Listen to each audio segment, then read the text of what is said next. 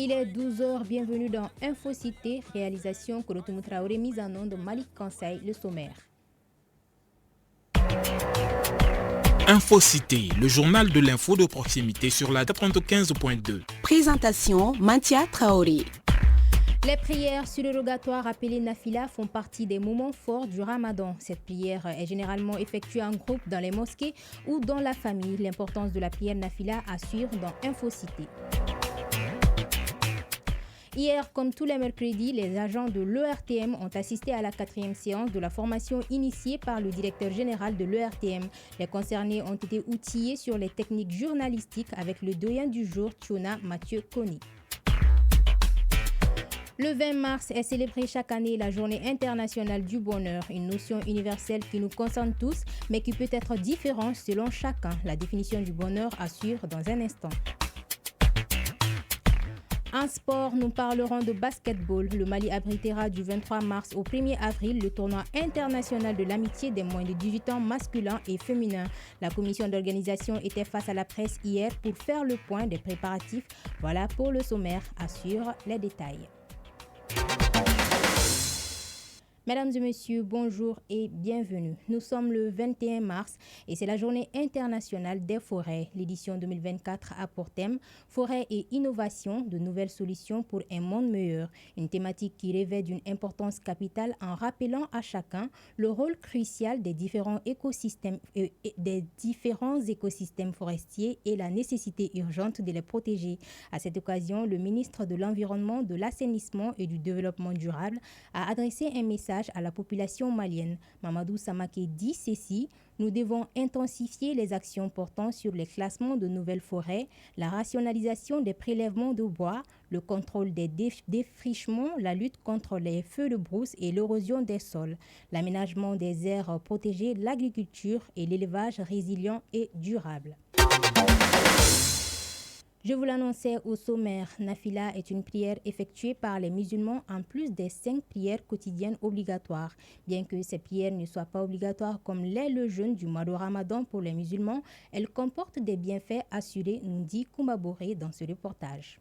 Nous sommes dans les Kampara de Koulouba où l'imam Baini, dit Karamogo Baini, nous explique la pratique des prières surérogatoires en ces mois bénis du Ramadan. Cette prière n'est pas une obligation mais facultative. L'imam Baini, dit Karamogo Baini.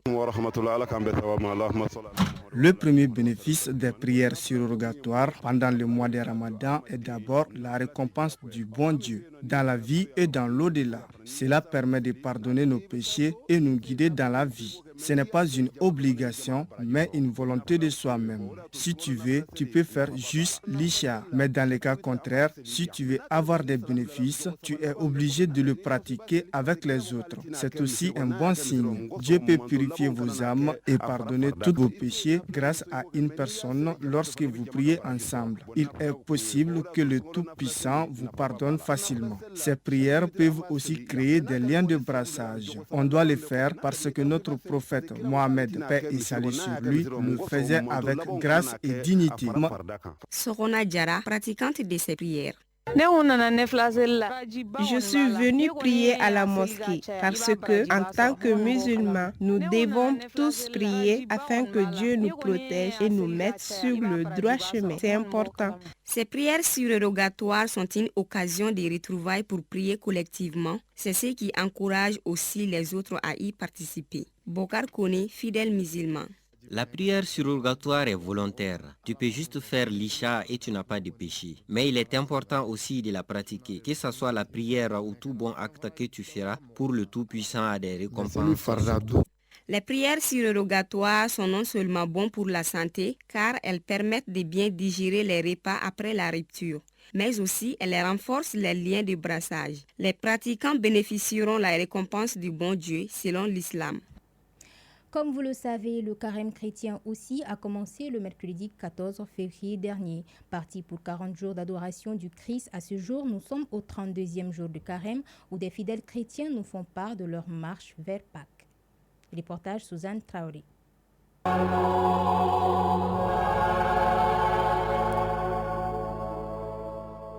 Le carême chrétien a commencé depuis le 14 février dernier. Certains fidèles nous parlent des changements opérés sur leur quotidien pendant cette période d'abstinence. Élise Nouché, fidèle chrétienne. À Loko, quand même, j'aimais ça très bien, même que j'ai demandé à Dieu que cette année, je ne veux plus manger d'Aloko comme d'habitude. L'argent que j'utilise pour payer ça et manger, je vais utiliser ça comme effort de mon carême. À chaque 3 jours, je prenais du pain pour aller donner aux filles mères qui n'en avaient pas les moyens de prendre du pain avec du café. Si Élise Nouché a adopté de nouvelles habitudes alimentaires pour réussir son carême, Marcel Koné, lui, se concentre plus sur ses séances de prière afin de se rapprocher encore davantage du Seigneur. Marcel Koné, jeune de la communauté de Touro-Korobougou.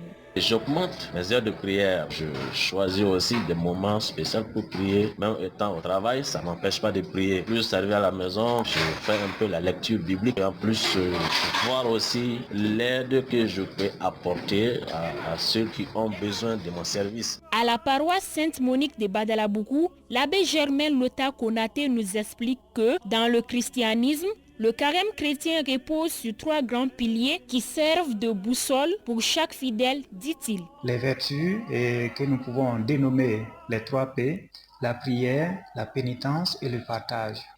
En vivant les 3 P, on rend service. On prie pour soi, on prie pour les autres.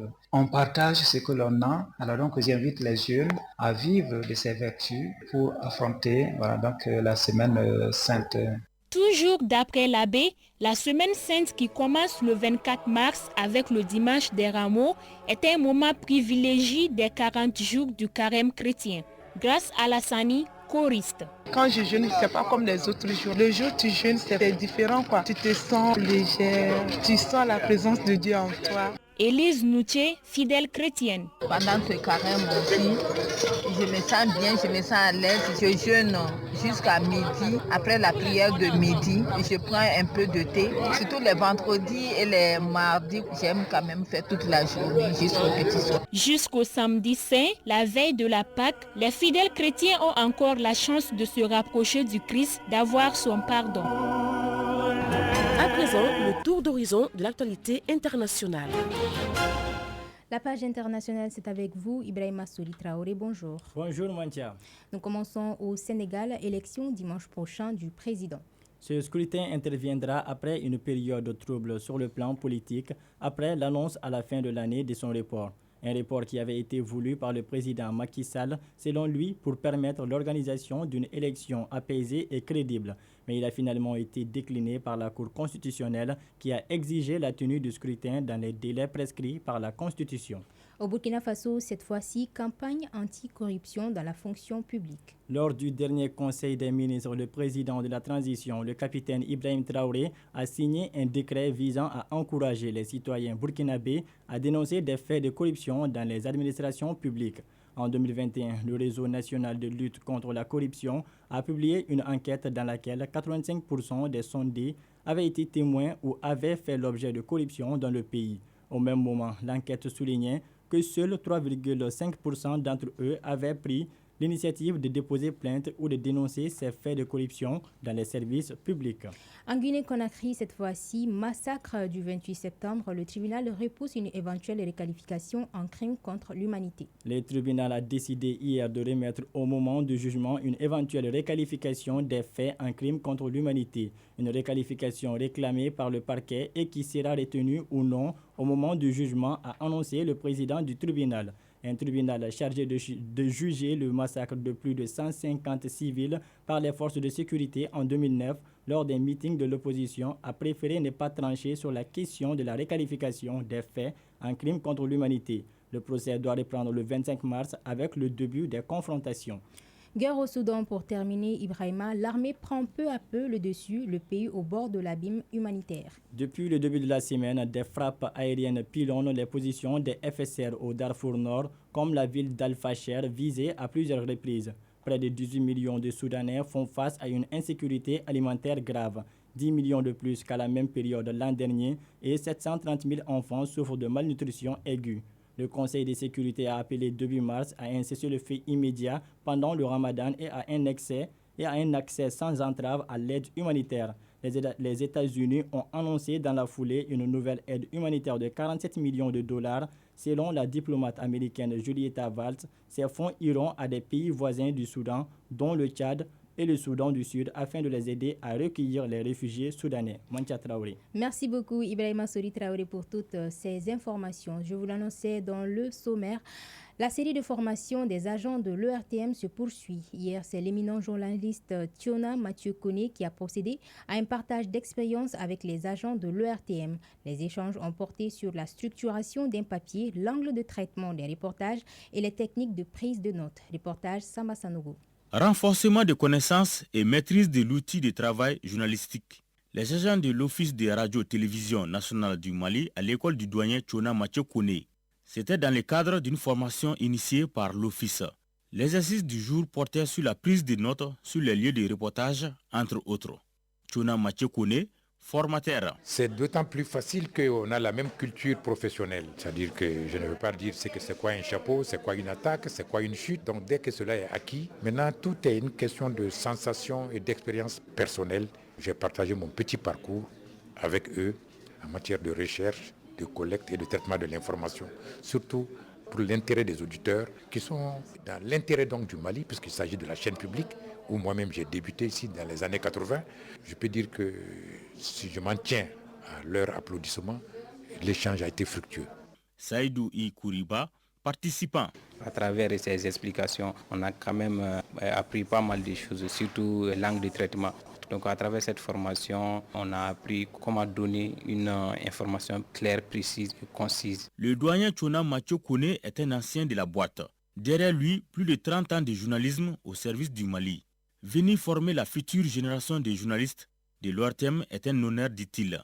Les moments partagés avec les participants ont été fortement appréciés par le formateur. Tiona Mathieu Koné, formateur. Très belle initiative. Inviter les anciens qui ont fait leur point de départ à Bozola, comme nous on disait, pour venir échanger. Je pense que c'est une bonne initiative qui permet aux uns et aux autres de se convaincre que ce métier s'apprend, qu'on s'enrichit dans son exercice, dans sa pratique, que c'est une noble mission que de servir dans un service public, à ligne éditoriale. Cette session de renforcement initiée par la direction de l'ORTM va se poursuivre. Aujourd'hui, c'était Tiona Mathieu Koné. Il y a 2 semaines, c'était le journaliste sénégalais Martin Faye qui distillait ses connaissances aux participants. Il existe une journée dédiée à la célébration du bonheur et c'est le 20 mars de chaque année. Le bonheur est un sentiment de joie et de plénitude qui est relatif à chacun car chaque personne trouve son bonheur dans différentes choses. Notre reporter Awa Sidibé a fait un zoom sur le concept suivant. Yacouba Koné, étudiant. Donc je veux un bon travail donc pour avoir beaucoup d'argent et fonder une belle famille. Pour moi, c'est ça le bonheur. Le bonheur, ce sentiment du bien-être et de plénitude est recherché par tout un chacun, car c'est la quête du bonheur qui constitue notre essence. C'est un terme polysémique et il est difficile de lui donner une définition exacte, car la conception du bonheur dépend de la perception de la vie de tout un chacun.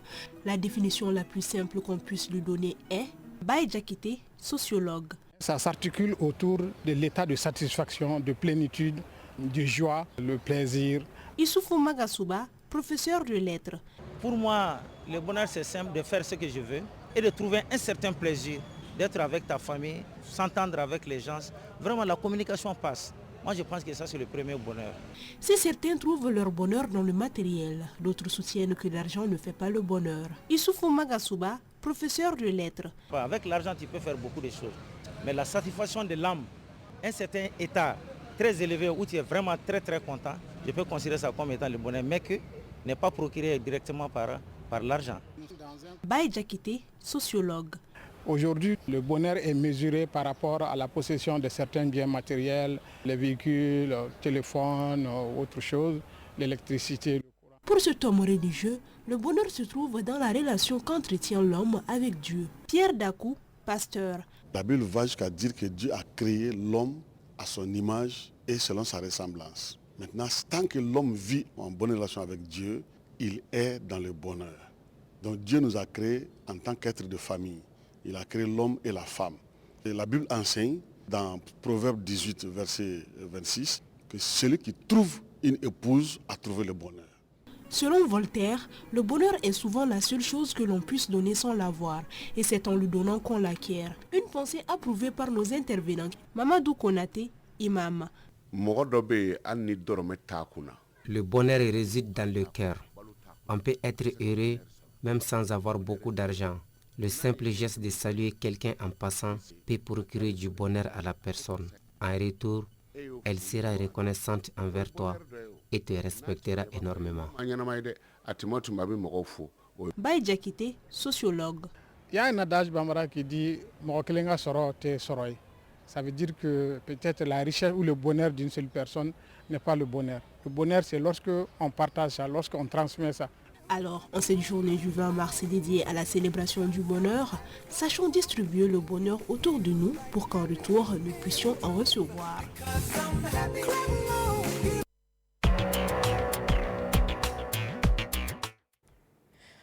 Voilà, nous sommes en sport. En basketball, le Mali abrite du 23 mars au 1er avril prochain le tournoi international de l'amitié des moins de 18 ans masculins et féminins. La commission d'organisation était face à la presse hier mercredi pour faire le point des préparatifs. Il ressort de cette communication que tout est fin prêt. Les organisateurs exhortent cependant l'implication de la presse pour une meilleure vulgarisation de l'événement. Le compte rendu de la conférence de presse avec Salif Ouedraogo.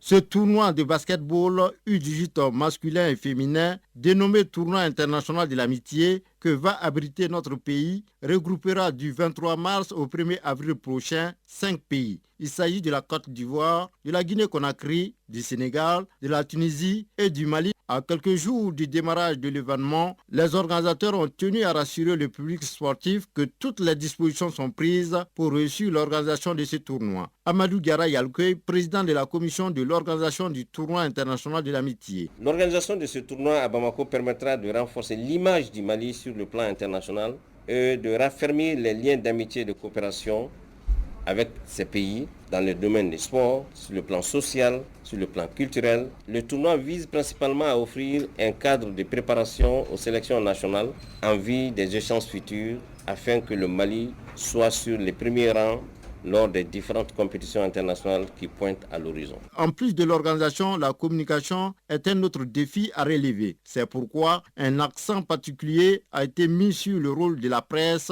dans la mobilisation. La presse, dans sa globalité, a un rôle important à jouer. Dans cette mobilisation, nous sommes persuadés qu'elle va s'y mettre, elle va contribuer efficacement, comme à chaque fois que notre pays s'est retrouvé face à des défis engageant son image. La particularité du tournoi est que les moins de 17 ans filles du Mali seront également de la partie. À noter que tous les matchs de la compétition se tiendront au Palais des Sports Salmatou Maïga.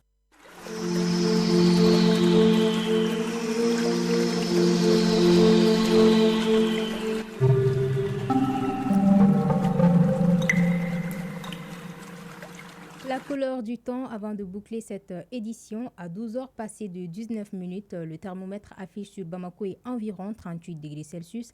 La maximale attendue est de 41 degrés Celsius et le soleil se couchera à 18h passées de 43 minutes.